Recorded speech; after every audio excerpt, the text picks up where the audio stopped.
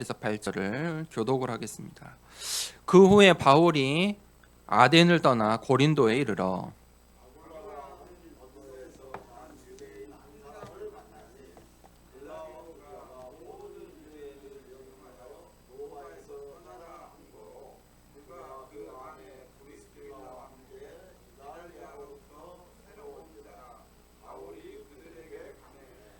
생업이 같음으로 함께 살며 일을 하니 그 생업은 천막을 만드는 것이더라.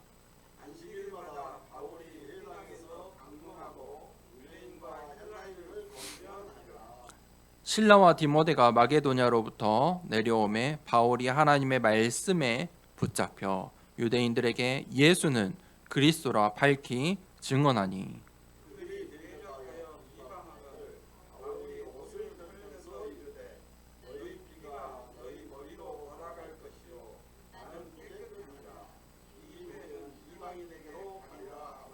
거기서 옮겨 하나님을 경외하는 디도 유스도라 하는 사람의 집에 들어가니 그 집은 회당 옆이라.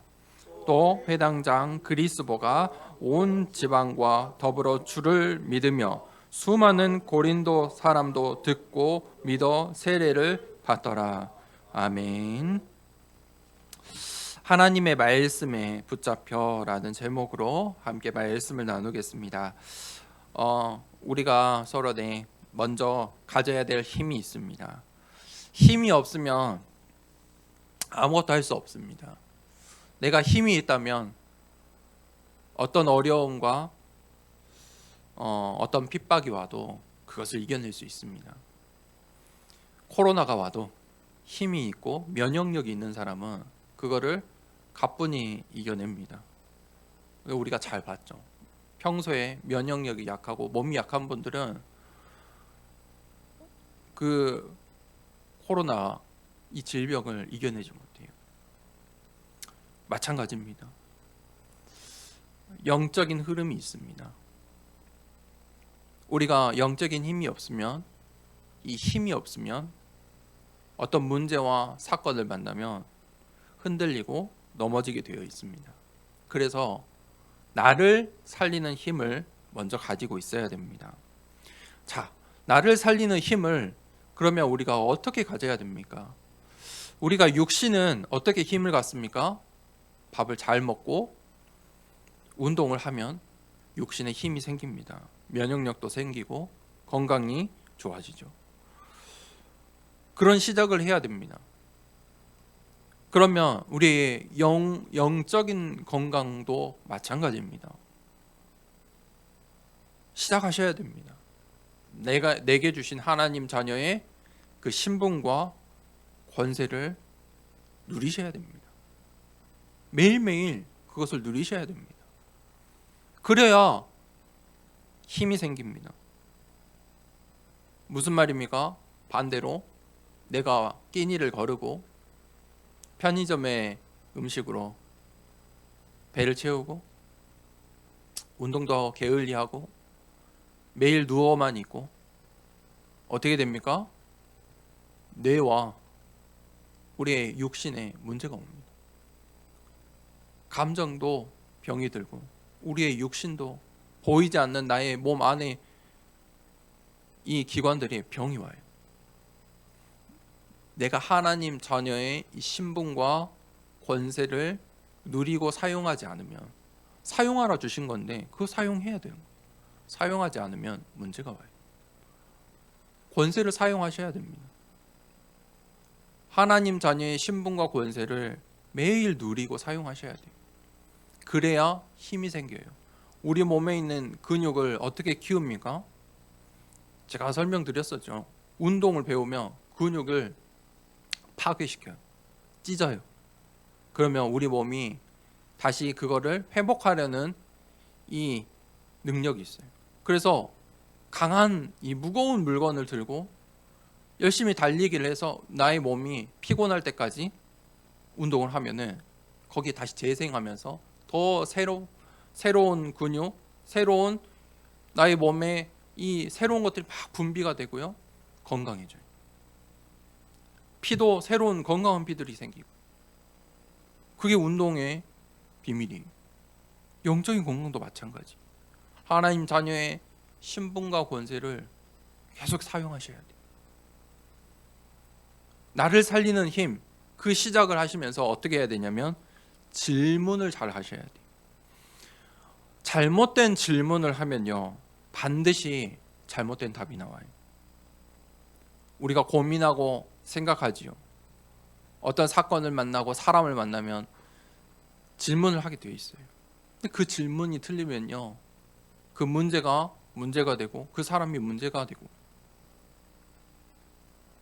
학교에서 선생님이 우리 아이들에게 이 교육 과정 속에 뭐 가르치냐면 문제를 알려주고 문제를 푸는 법을 알려주고 그 문제를 해결하도록 가르쳐요. 그거를 청소년 시기에 계속 배워요. 지식도 있고요, 거기에 삶도 있고요. 그런데 잘못된 질문을 계속해서 가르치면 어떻게 돼요? 잘못된 생각을 가르쳐요. 또 선생님이 문제를 잘못 풀어줘요. 해석을 잘못해줘요. 그러면 올바른 답을 찾을 수가 없어요. 질문이 틀리면 문제를 풀 수가 없어요. 잘못된 문제는 잘못된 답밖에 나오지 않아요. 우리가 어떻게 질문해야 됩니까? 이게 중요해요. 우리의 질문이 하나님의 말씀 속에서 나와야 돼요. 하나님의 말씀을 가지고 질문하셔야 돼요. 하나님의 이 말씀은요, 그 넓이와 높이와 깊이를 측량할 수 없어요. 이 하나님의 말씀을 가지고 사도행전을 가지고도 평생 30년, 50년, 100년 동안도 설교할 수 있어요. 맞죠? 한 본문을 가지고 1년 내내 설교할 수 있어요. 왜요? 그 하나님 말씀이 그때그때 다 달라요. 또 이 본문을 가지고 언젠가 설교하겠죠? 설교하는 시기가 오겠죠? 근데 그때 또 다르다니까요. 이 설교, 이 하나님의 말씀이 강단을 통해서 흘러나오는데 그 넓이와 높이와 깊이가 다 달라요. 그래서 이 강단의 말씀이 중요한 거예요. 어제의 말씀을 들었어도 오늘 듣고 이 주일날 아침에 강단을 통해서 듣는 말씀이 특별한 거예요. 그 속에서 질문을 하세요. 그러면 답이 나와요. 답이 나와야 돼요. 답을 내리셔야 돼요. 문제를 푸는데 학생이 문제를 푸는데 그 문제에 답을 못 내리고 다음 과정으로 가면 어떻게 됩니까? 그 다음 과정이 어려워요. 그 다음 과정을 이해할 수 없어요. 해결할 수 없어요. 그때부터 이제 어려워져요. 왜냐하면 그 전에 가장 쉬운 문제조차 답을 제대로 못 내렸기 때문이에요. 기초가 없다고 하죠, 우리가. 기초가 없기 때문이에요. 답을 잘 내리셔야 돼요. 오늘의 문제에 답을 내셔야 돼요. 그 답이 어떻게 나옵니까? 오직으로 나오셔야 돼요. 왜 예수 그리스도인지, 왜 예수가 그리스도가 되시는지, 왜 예수님이 그리스도가 모든 문제의 답인지. 자, 이것이 반복될 때 이걸 반복하셔야 돼요. 한 번에 끝나는 게 아니에요. 문제가 계속 와요. 이걸 계속 반복하시는 거예요. 그 속에서, 나의 삶 속에서. 그게 운동이에요. 이걸 보고 묵상 운동이라고 하는 거예요. 묵상 운동이에요. 그때 나를 살리는 힘이 생겨요. 그리고 어느새 지나서 보면 내 몸이, 내 영적인 힘이 생기는 거예요. 그때 되면요, 똑같은 문제를 만나도 잘 이겨낼 수 있어요. 우리에게 이처럼 두 가지 생명선이 있어요. 첫 번째는 호흡이, 두 번째는 기도예요. 호흡은 우리의 육신의 생명선이에요. 사람이 생명을, 이 호흡을 시작해야 출생한 거예요. 태어난 거예요. 그렇죠? 아이가 태어났는데 호흡하지 못하면 그건 태어난 아이가 아니에요.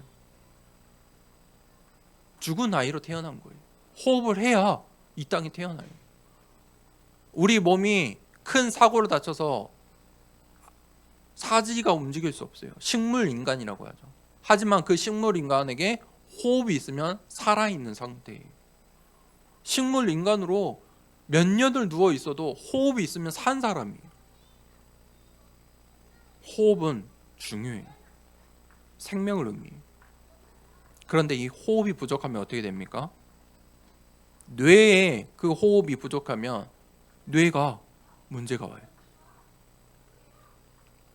뇌가 호흡이 부족하면 결핍이 생겨요. 그럼 감정의 문제가 와요. 감정 컨트롤도 안 돼요. 우울증이 와요. 수많은 정신 문제가 오게 되어 있어요. 혈액에, 우리 눈에 보이지 않는 혈액과 세포들에게 이 산소가 부족하면 세포가 병들어요. 악성 종양이 돼요. 재활동을 못하는 거예요. 자기 기능을 못해요. 그 악성 종양들이 모여가지고 어떻게 돼요? 암덩어리가 되는 거예요. 죽어서 그래요. 세포가 죽어서 그래요. 그러면 기도가 부족하면 어떻게 돼요? 잘못된 기도를 하고 있으면 어떻게 될까요? 반드시 잘못된 길을 가요. 잘못된 결과가 나요. 영적인 결과가 나오게 되어 있어요. 어떤 사람은요, 열심으로 해요. 어떤 사람은 포기해버려요. 자, 두 가지 생명선을 살리셔야 돼요. 메시지를, 이 예배를 드리면서 기도하세요. 호흡하세요. 가장 좋은 시간이, 이 호흡과 기도하기에 가장 좋은 시간이 예배 시간이에요. 그래서 저는 토요일 날 이렇게 오전에 훈련을 받을 때 진짜 호흡 기도해요. 그냥 말씀을 듣는데 들으면서 호흡하면서 기도해요. 듣는 말씀이 기도가 되게 예배드려요. 그런 시간이 반드시 있으셔야 돼요. 그래서 어떻게 호흡 기도를 하면 되느냐? 가만히 있으면 호흡 기도 절대 안 돼요. 집중하는 거거든요. 그래서 메시지를 들으시면서 그것을 기도로 호흡하면서 해보세요. 메시지를 틀어놓고 그 메시지를 기도로 바꾸시면서 호흡하시는 거예요. 그냥 메시지 듣지 마세요. 자세를 갖추고 환경을 갖추고. 메시지가 20분, 30분이잖아요. 그거 딱 집중해 보세요. 그러면 두 가지 생명선이 살아나게 되어 있어요. 이때 시대를 살릴 수 있는 전환점이 나와요. 이 힘이 있어야 시대를 살릴 수 있어요.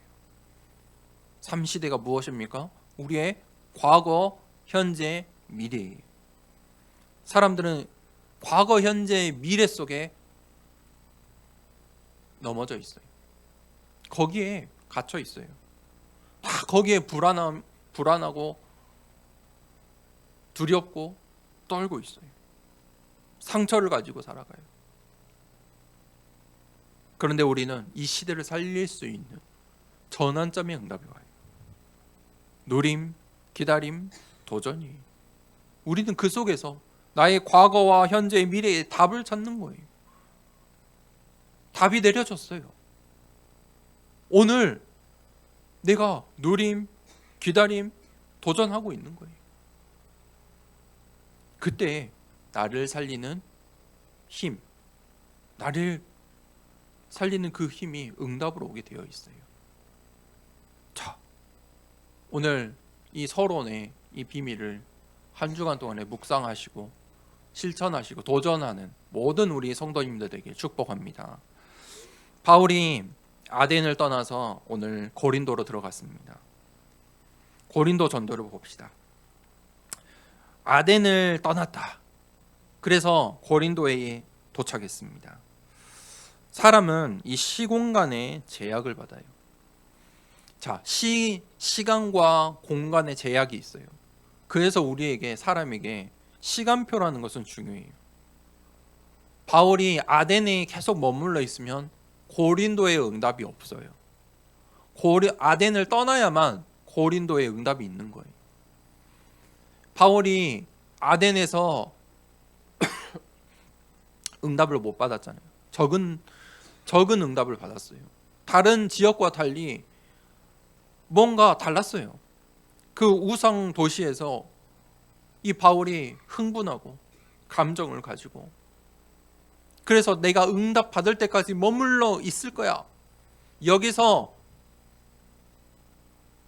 디모데와 실라를 기다릴 거야 했으면 응답이 올까요? 오지 않아요. 떠나야 돼요. 우리의 과거와 현재와 미래에 상처와 불안으로 있으면 혼돈과 공허 올 수밖에 없어요. 시간표 따라가셔야 돼요. 머물러 있으면 안 돼요. 계속 과거에 머물러 있으시면 안 돼요. 현재만 보시면 안 돼요. 미래에 두려워해서 안 돼요. 답을 찾지 못하면 반드시 이런 문제가 와요. 답이 어디에 있습니까? 이 땅에 있습니까? 나에게 있습니까? 이 세상에 있습니까? 우리 가정 가운데 있습니까? 내 업 가운데 있습니까? 이 지역에 있어요? 이 시대에 있습니까?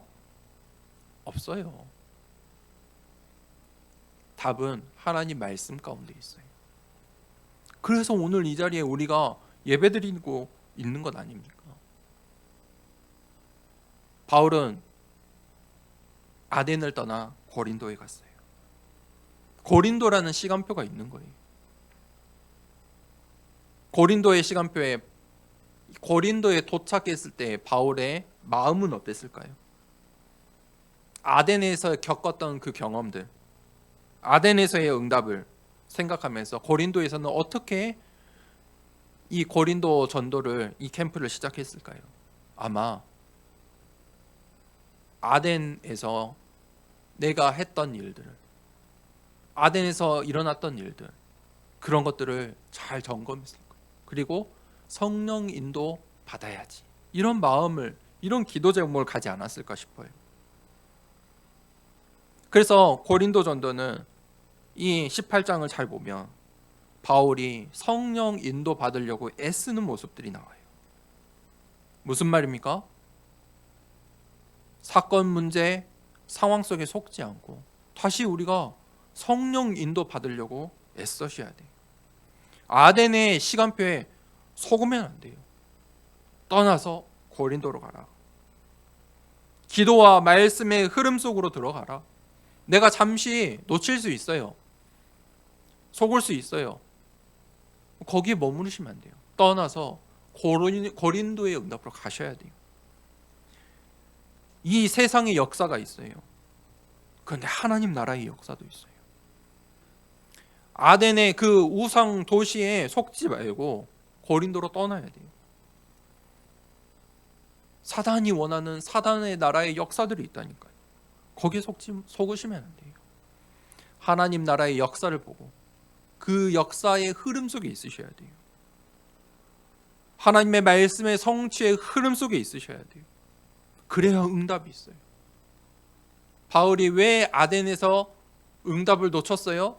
그 흐름을 놓쳤어요. 성령 인도받는 흐름을 잠시 놓쳤어요.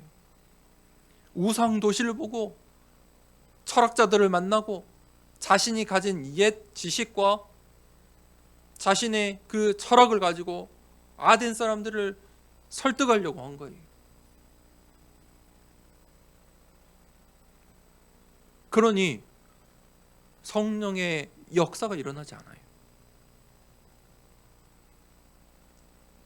누가가 이 사도행전을 기록할 때 이 다른 성경과 다른 점은 지역과 사람 이름을 잘 기록했다는 거예요. 왜, 어떻게 이렇게 잘 기록할 수 있었을까요? 누가가 바울을 이 전도 팀의 일원이었어요. 누가는 바울의 마지막 순간까지 함께했던, 누가가 의사 아닙니까? 의사로서의 모든 그 누릴 수 있는 걸 포기하고 전도자의 주치의가 됐어요. 바울의 모든 여정을 따라다니면서 바울과 함께 경험했어요. 그 지역을 함께 보고 함께 경험하고 그 지금 이 사도행전에 기록된 이름의 그 사람들을 보고 만나고 이야기했을 거 아니에요. 무슨 말입니까? 사람은 혼자 살 수 없어요. 신앙생활은 혼자 할 수가 없어요. 그래서 하나님께서 교회의 축복을 주신 거예요. 바울이 혼자 할 수 없으니까 의사 누가의 축복을 주신 거예요. 또 디모데와 실라의 축복을 주신 거예요. 이렇게 만남은 중요해요. 우리의 만남, 가장 기본의 만남이 가정의 만남 아닙니까? 그런데 거기에서 행복은 없어요. 가정 안에 행복이 없어요. 현장에서의 만남은 당연히 문제가 있을 수밖에 없죠. 우리 인생의 가장 중요한 만남은 하나님과의 만남이에요. 어떤 신을 만나느냐? 하나님을 만나셔야 돼요. 그래야 나의 생명이 살고 행복할 수 있고 답을 찾으실 수 있어요. 하나님을 만나야 나의 인생이 답이 나와요. 왜냐하면 하나님께서 나를 만드셨기 때문에, 이 세상 모든 만물을 만드셨기 때문에 그분께 답이 있어요. 종교의 만남, 성공의 만남, 돈의 만남, 명예의 만남이 있겠죠. 사람들은 거기에 열심을 해요. 그런데 거기엔 답이 없어요. 그거를 잘 성취한다 한들 거기서 행복을 찾을 수는 없어요. 그런데 우리 인생에 목회자를 만나고 또 중직자를 만난다, 제자를 만난다, 인생의 방향이 바뀌고 인생의 큰 응답이 찾아와요. 이 고린도에 있는 고린도의 응답은 그런 만남의 축복이었어요. 바울은 이 고린도에서 누굴 만났습니까? 2절에 아굴라와 브리스길라의 이 중직자 부부를 만나요. 또 두 번째 만남이 있어요. 고린도에서 드디어 누구를 만납니까? 실라와 디모데를 다시 만나요. 실라와 디모데를 어디에 두고 왔었죠? 베레아에. 베레아에 전도를 하면서 이 유대인들의 핍박으로 말미암아 바울만 먼저 빠져나왔어요. 그리고 그 후속 사역을 위해서 실레와 디모데를 두고 우리가 다시 만나자 했죠. 그런데 바울은 아덴에서 이들을 만나기 전에 또 혼자 현장으로 나가는데 아덴에 경험을 했어요. 그래서 바울은 실라와 디모데를 이 고린도에서 기다리기로 한 거예요. 바울이 드디어 이 고린도에서 실라와 디모데를 만나요. 그 만남이 중요한 거예요. 거기에 하나님의 시간표가 있어요. 중직자를 만나고 함께 신앙할 동역자를 만나고 목회자를 만나는 그 만남에 하나님의 시간표가 있는 거예요. 오늘 이 아굴라와 브리스길라 이 중직자의 만남은 아주 중요한 장면이에요. 왜 중요합니까? 로마 복음화의 키가 되는, 별표를 찍을 만한 중요한 만남이에요. 그들이 만났을 때 어떻게 만났는지 볼까요? 18장 2절에 이 바울의 시간표는, 바울이 고린도에 왔을 때는 아덴의 시간표를 겪었어요. 그래서 많은 생각, 많은 고민 가운데 있었을 거예요. 그런데 이 아굴라와 브리스길라의 상황이 있었어요. 이 아굴라는 남편이고 아내는 브리스길라예요. 이 아굴라는 유대인 출신이고 아내 브리스길라는 헬라인, 로마 출신이에요. 그들이 로마에서 사업을 했어요. 그런데 이 로마의 글라우디오 황제의 명령으로 인해서 그 당시에 유대인들이 로마에 있던, 이 본토 로마에 있던 모든 유대인들이 추방됐어요.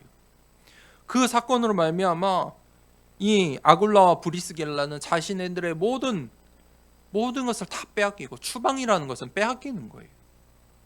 재산도 빼앗기고, 가진 것도 빼앗기고, 업도 빼앗기는 거예요. 그게 추방이에요. 가지고 떠나는 것은 이사고요. 그죠? 이민이고요.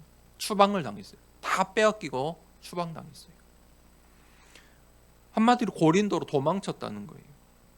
도망쳐온 시간표였어요. 이 부부에게 고린도로 도망쳐온 시간표다. 쫓겨난 자들이었어요. 처음부터 다시 시작해야 되는 시간표예요. 그래서 18장 3절에 그들이, 바울과 이 부부가, 브리스길라 부부가 생업이 같으므로 함께 살며 일을 하니 그 생업은 청막을 만드는 것이더라. 생업이 같았다. 기술이 같은 거예요. 천막을 만들었다. 천막을 만든다는 말은 아마 천막을 어디에서 가장 많이 썼을까요? 로마가 전쟁하는 전쟁 국가 아닙니까? 계속 정복 전쟁하는 국가예요. 군인들이 많이 쓰는, 군수품을 만드는 그 기술이 있었다. 바울도 그 기술이 있었어요. 그래서 바울과 이 부부가 이제 먹고 살기 위해서, 바울이 아마 이 고린도에서는 왜 이렇게 일을 했을까요? 바울이 일을 하는 모습이 처음 나오잖아요. 바울이 고린도에서는 시간을 길게 잡고, 언제 실라와 디모데가 올지 모르니까 이제 마음 먹은 거예요. 자기의 마음대로 아덴처럼 막 현장으로 아덴처럼 막 나아가지 않고 고린도에서는 성령 인도받기 위해 기다리기로 마음 먹은 거예요. 그러니까 먹고 살려면 업이 있어야 되잖아요. 그러니까 자신이 가지고 있던 기술로 천막을 만드는 거예요. 그때 거기서 이 중직자 부부를 만나요. 로마 살린 브리스길라 부부를 만난 거예요. 무슨 말입니까? 이 만남의 축복을 여기서 받았어요. 이게 성령의 인도라는 거예요. 그런데 재밌는 점은, 저는 이 말씀을 딱 보면서 재밌는 점은, 그들이 함께 살며 일을 했다. 그들이 같이 합속을 했다는 거예요. 이 일을 하는데 함께 먹고 자며 일했다는 거예요. 굉장히 중요한 의미가 있죠.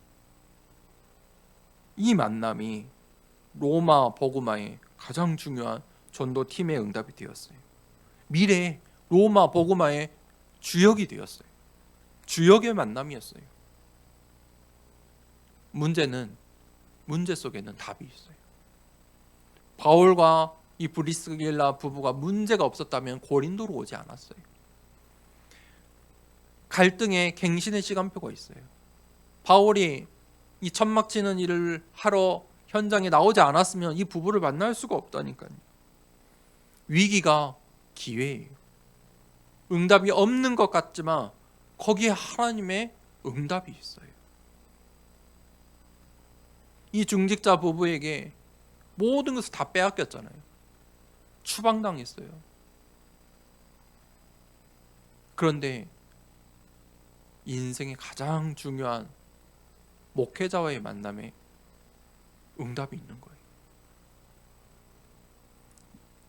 이 브리스가 부부는 사도행전 2장 9절에서 10절에 이 마가 다락방에 참석했을 거예요. 로마에서 온 나그네, 이 부부가 그 나그네였을 거예요. 오늘 18장 1절에서 4절에 그들이 드디어 바울을 만나요. 로마서 1장 9절에서 10절에 바울이 로마를 위해 기도할 때 이 브리스길라 중직자를 위해 기도했어요. 고린도전서 16장 19절에 브리스가의 집이 이제 교회가 되었어요. 로마서 16장 2절에서 4절에 바울이 이 브리스길라 아굴라를 어떻게 기록을 했냐면, 생명을 건 제자다. 나를 위해 목숨을 아끼지 않았다. 이 만남이 로마 살리는 만남이 되었어요. 로마 복음화의 가장 중요한 만남의 축복이었어요. 우리 인생에 가장 큰 문제와 갈등과 위기가 올 때 이 만남의 축복이 있어요. 기도하세요. 누구를 만나느냐?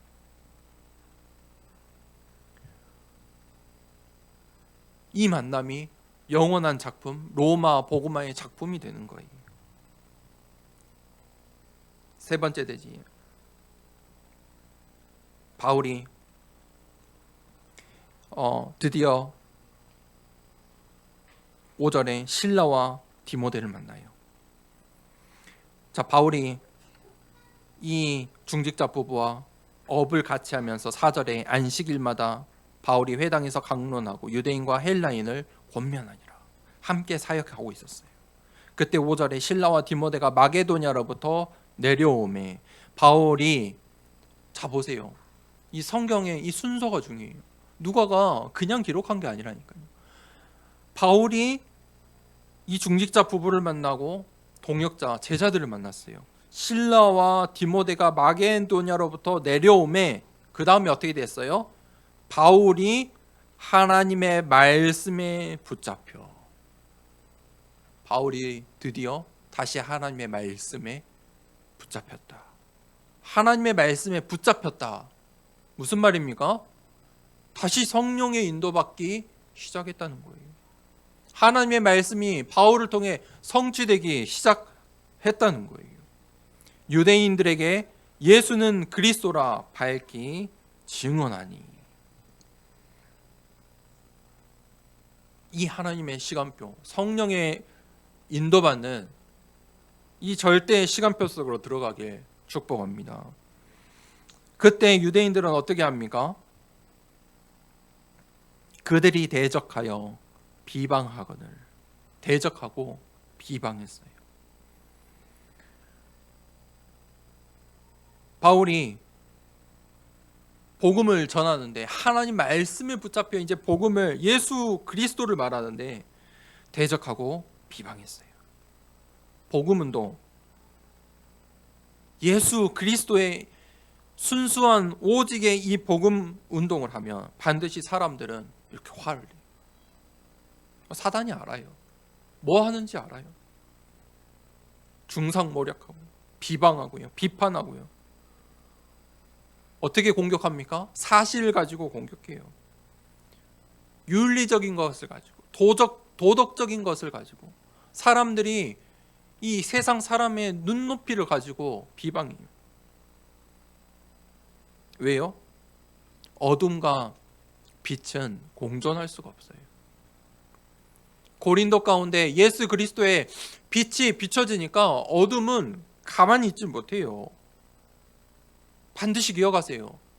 어둠과 빛은 같이 있을 수 있습니까? 없어요. 내가 빛을 바라면 어둠은 이렇게 바라게요. 무슨 말입니까? 나에게 문제와 위기와 핍박이 오고 이런 핍박과 비방과 대적들이 생기면 내가 반대로 내가 약한 게 아니고 내가 나를 통해 빛이 나고 있다는 거예요. 빛이 나니까 어둠이 발악하는 거예요. 18장 6절에 보세요. 바울이 옷을 털면서 이르되 너희 피가 너희 머리로 돌아갈 것이요 나는 깨끗하니라. 이 이후에는 이방인에게로 가리라 하고, 바울이 유대인들에게 이제 내가 너희들에게 해야 될 사명은 다 했다. 나는 이제 이방인의 현장으로 가겠다. 무슨 말입니까? 바울이 하나님의 시간표, 아덴처럼 급하게 움직이지 않은 거예요. 이 시간표가 끝이 났구나. 그럼 나는 이제 손을 털어버리고 이제 내 몫이 아니라는 거예요. 나는 복음을 이만큼 이야기했다 이거예요. 정확하게 이야기했다. 너희가 듣지 않았다. 그 결과는 너희의 것이다. 나는 이제 이방인의 현장으로 가리라. 자, 그 시간표에는 뭐가 있어요? 방향이라는 게 있어요. 그걸 보고 그게 흐름이라고 해요. 시간표 속에는 방향이 있어요. 일어나는 그 문제, 사건, 하나님의 말씀에 지금 시간표마다 매 주마다 강단의 말씀이 흘러나오는데 거기에 방향이 있어요. 그것들이 흐름이 돼요. 응답받을 시간표 속에 있는 우리 성도님들, 중직자 되길 축복합니다. 반대로 응답받지 못할 시간표와 흐름이 있어요. 오늘 유대인들이 그 흐름 가운데 있는 거예요. 18장 7절에서 8절에 거기서 옮겨 하나님을 경외하는 디도 유스도라 하는 사람의 집에 들어가니 그 집은 회당 옆이라. 이 회당 옆에 사는 이방인이 이 말씀을 다 듣고 있던 거예요. 또 그 회당장 그리스보가 온 지방과 더불어 주를 믿으며 수많은 고린도 사람도 듣고 믿어 세례를 받더라. 아멘. 아덴에서는 이런 응답이 없었잖아요. 이 누가가 정확하게 기록했다니까요. 아덴에서는 수많은 사람 믿고 세례받는 일들이 없었어요. 드디어 다시 성령의 응답, 성령의 충만한 역사들이 이 현장에 나타나기 시작했어요. 제자가 나오기 시작했어요. 항상 보세요.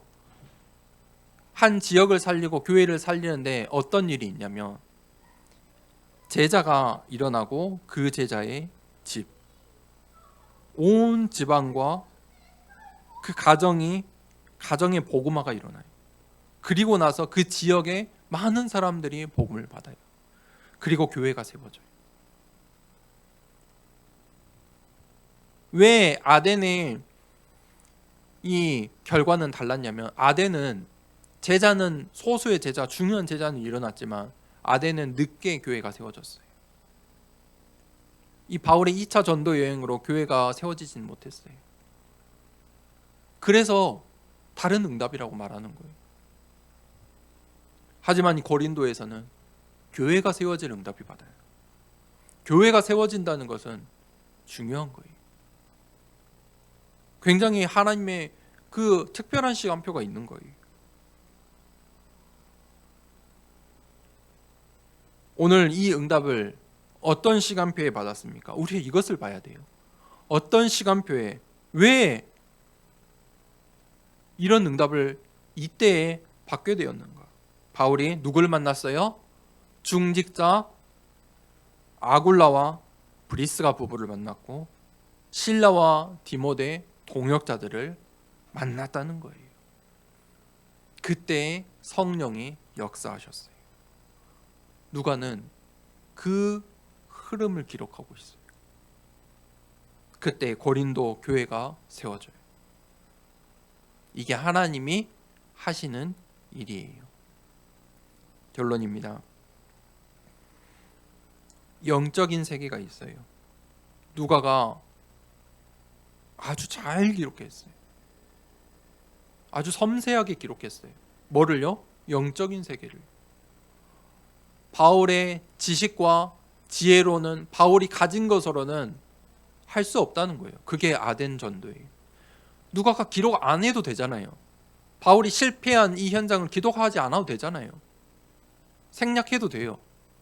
실제로 생략한 지역들도 있잖아요. 그냥 이름만 간략하게 기록하고 넘어간 지역도 있잖아요. 그런데 이 아덴에서 일을 굉장히 길게 17장에 기록을 해놨다니까. 그리고 18장의 일을 기록했어요. 무슨 말입니까? 영적인 일들이 있어요.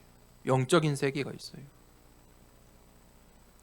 이 땅에는 답이 없어요. 답은 하늘에 있어요. 하나님의 말씀 가운데 있어요.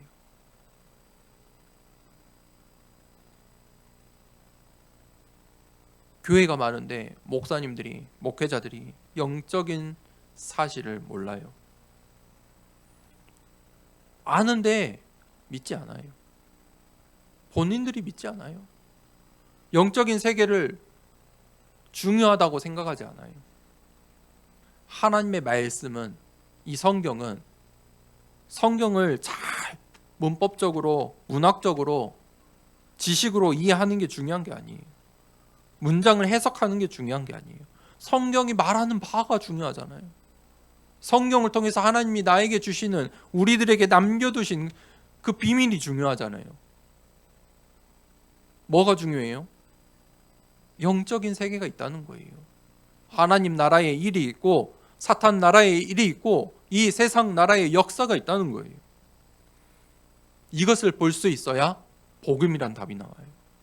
그래서 복음이 당연, 필연, 절대구나. 무슨 말입니까? 이 영적인 세계를 보아야만, 사탄의 나라의 역사를 보아야만, 하나님 나라의 일들을 보아야만 복음이라는 답이 나온다니까요. 이게 발견이 안 되면 어떻게 돼요? 다시 돌아가서 윤리, 도덕, 율법이 나와요. 신비가 나와요. 그걸 보고 영적인 상태라고 해요. 우리 육신에도 상태가 있어요. 감기 걸리면 잘 아시잖아요. 여러 번 걸려봐서. 그렇죠?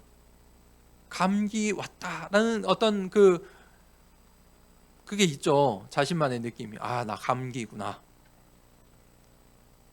여러분 코로나 걸려보셨죠? 코로나 걸릴 때 감기랑 같았습니까? 달라요. 이건 감기가 아니네. 그죠? 감기가 아닌 느낌이, 증상이 달라요. 영적인 상태예요.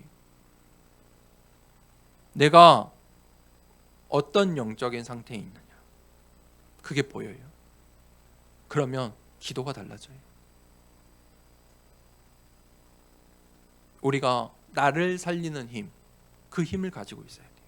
다시 서론으로 돌아가서 두 생명선의 힘을 가지고 있어야 돼요. 그때 시대를 살리실 수 있어요. 그때 영적인 작품이 돼요. 나의 인생이, 우리의 가정 가운데, 우리의 현장에, 이 지역 가운데 하나님의 절대망대, 그 영적인 작품을 남기는 인생 되길 축복합니다. 바울이 오늘 고린도에서 그 작품을 남겼어요. 그 만남의 축복의 작품을 남긴 거예요. 우리의 힘으로 할 수 있는 게 아닙니다. 우리의 능력으로 할 수 있는 게 아니에요. 성령의 인도받으면 절대 불가능도 절대 가능하게 됩니다. 그 응답의 시간표 되는, 전환점 되는 한 주 되길 축복합니다. 하나님의 말씀에 붙잡혀 성령 인도받는 한 주 되시길 축복합니다. 말씀을 붙잡고 기도하겠습니다. 하나님, 나를 살릴 수 있는 힘, 하나님께서 내게 주신 신분과 권세를 누리고 정말 망대를 세우고 여정을 가고 이정표를 따라가는, 정말 하나님 두 가지 생명선, 호흡과 기도를 살리는 한 주 되게 하옵소서. 바울의 고린도의 응답을 받는 하나님 한 주 되게 하옵소서. 중직자의 만남, 목회자의 만남, 제자의 만남의 축복이 있는 한 주 되게 하여 주시옵소서. 하나님 말씀에 오로지